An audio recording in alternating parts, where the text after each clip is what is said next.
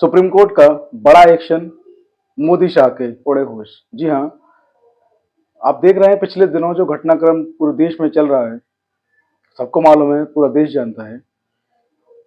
Supreme court बिना रुके बिना थके अपना काम लगातार करता है। जीवन जिंदगी भी शायद इसी का नाम है।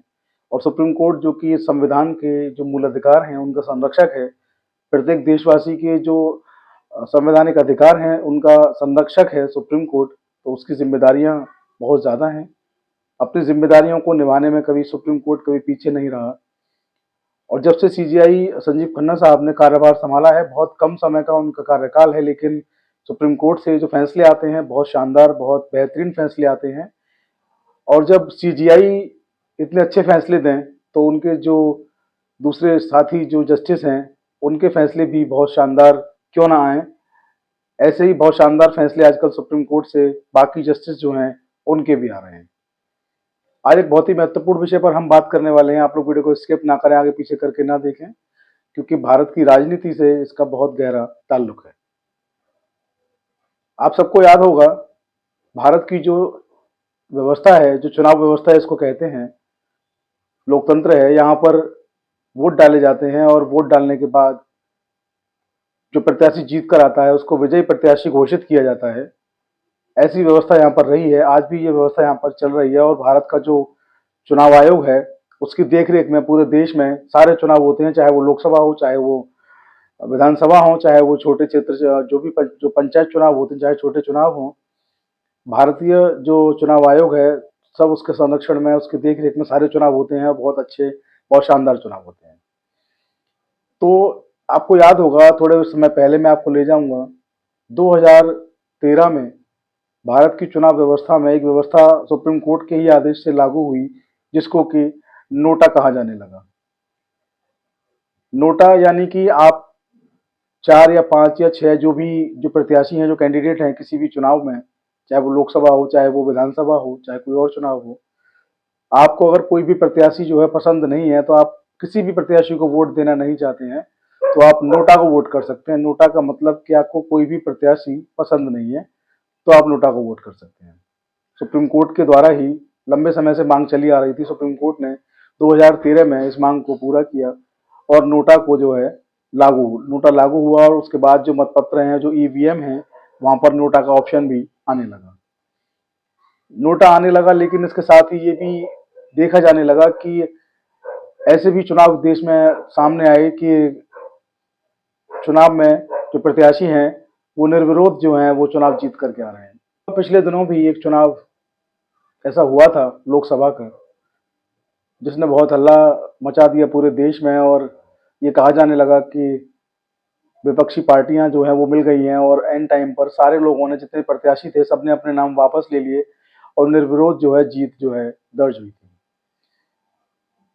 जब सब कुछ पूरे देश में चल रहा था, ऐसे में कुछ समय पहले की बात है, एक एनजीओ, एक संगठन है जिसका नाम है विधि सेंटर फॉर लीगल पॉलिसी। इन्होंने एक जनहित याचिका माननीय सुप्रीम कोर्ट में लगाई और उन्होंने कहा अपनी याचिका में कि जो जो प्रत्याशी जो चुनाव जीत रहा है उसको मिनिमम जो वोट परसेंटेज है उसको कम से कम वो तो हासिल करना चाहिए। मिनिमम वोट परसेंटेज हासिल ना करके आप जिस तरीके से चुनाव में निर्विरोध जीत जाते हैं, तो जो प्रत्याशी जो आपके सामने हट जाते हैं, उनके पर्चे खारिज हो जाते हैं या आपके समर्थन में जो बैठ जाते हैं, तो आप तो चुनाव जीत गए। लेकिन भारत का जो लोकतंत्र है, जो व्यक्ति चुनाव, जिस तरीके से चुनाव में हिस्सेदारी होती है, जो व्यक्ति वोट देना चाहता है, अपने वोट से सरकार चुनना चाहता है, उसके वोट का अधिकार इस्तेमाल नहीं हो पाता वहां पर। दूसरा जो नोटा है, जो संवैधानिक अधिकार है जो संविधान ने दिया, उस नोटा का भी वहां पर इस्तेमाल जो है नहीं हो पाता। ये बहुत गलत है।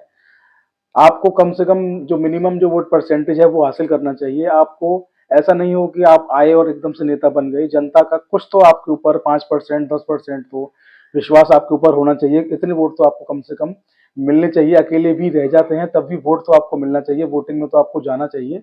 ऐसा ना हो कि आपके सामने कोई प्रत्याशी ही नहीं है और आप निर्विरोध जो है वो जीत जाते हैं। इस तरीके की बात जो है एनजीओ ने अपनी बात में कही। तो सुप्रीम कोर्ट ने नोटिस जारी किया केंद्र की सरकार को, चुनाव आयोग को, दोनों को तलब किया। इस मामले की पूरी जो याचिका है, इसकी सुनवाई जो है सुप्रीम कोर्ट की 2 जस्टिस की बेंच जो है कर रही है। इसमें एक है जस्टिस सूर्यकांत और दूसरे हैं जस्टिस एन कोटेश्वर। दो जस्टिस की बेंच इस पूरे मामले की सुनवाई कर रही है। बहुत शानदार तरीके से पूरे मामले की सुनवाई चल रही है। चुनाव आयोग की तरफ से इस पूरे मामले को राकेश द्विवेदी जो एडवोकेट हैं वो इस मामले को रख रहे हैं। उन्होंने कहा कि नोटा जो है वो फेल साबित हुआ है। नोटा जो है उसका कोई इस्तेमाल नहीं हो पाया, क्योंकि पिछले जितने भी चुनाव हुए केवल एक चुनाव में ऐसा हुआ कि वोट ज़्यादा आ गए नोटा में। बाकी नोटा में हमेशा वोट कम रहे हैं और जो जीतने वाला प्रत्याशी होता है उसके वोट हमेशा ज़्यादा रहते हैं। इस तरीके की बात उन्होंने कही।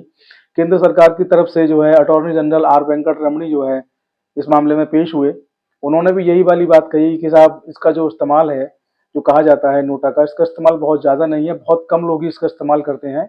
और जो जीतने वाला जो कैंडिडेट होता है उसके जो वोट होते हैं नोटा से कहीं ज़्यादा इसके वोट होते हैं। तो इसलिए इसमें चुनाव कराने जैसी कोई बात जो है रह नहीं जाती है।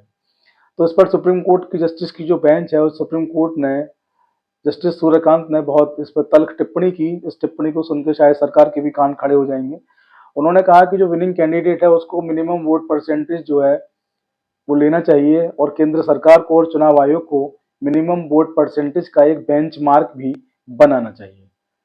ये बहुत अच्छी बात कही सुप्रीम कोर्ट ने। हो सकता है आने वाले दिनों में सुप्रीम कोर्ट ही ये काम करे, क्योंकि सरकार इस काम को करेगी नहीं करेगी देखने वाली बात है, लेकिन शायद सुप्रीम कोर्ट से उम्मीद है आने वाले समय में वो जो है इस काम को कर सकते हैं।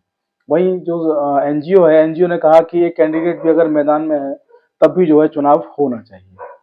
अभी इस मामले में फाइनल जो है ऑर्डर नहीं आया है, लेकिन केंद्र की सरकार हो, विपक्षी दल हों या अन्य एजेंसियां हों, सबको यहाँ से सोचने की जरूरत है कि अगर एक कैंडिडेट भी मैदान में बचता है, बाकी कैंडिडेट उसके आगे सरेंडर हो जाते हैं, अपने नाम वापस ले लेते हैं किसी भी कारण से, या उनके पर्चे खारिज हो जाते हैं, अगर एक प्रत्याशी भी बचता है तो उसका भी जो है चुनाव होना चाहिए और मिनिमम वोट परसेंटेज उसको लेना चाहिए। ऐसा ना हो कि उसके सामने कोई प्रत्याशी ही नहीं है तो उसको निर्विरोध जो है चुनाव की तारीख से पहले ही उसको निर्विरोध घोषित कर दिया जाता है। जगह जगह उसके स्वागत शुरू कर दिए जाते हैं। ये संवैधानिक स्थिति से सही नहीं है। ये एनजीओ जो है उसकी दलील इस पूरी याचिका में दी गई है। तो अभी इसका फाइनल डिसीजन नहीं आया है। सुप्रीम कोर्ट ने दोबारा से केंद्र की सरकार से अपना हलफनामा दाखिल करने को कहा है और जो सुप्रीम कोर्ट ने कहा है कि बेंचमार्क भी होना चाहिए, इस पर भी सुप्रीम कोर्ट से उन्होंने कहा है कि इस पर भी बताएं कि आपकी क्या राय है, आप इस पर क्या कहना चाहते हैं।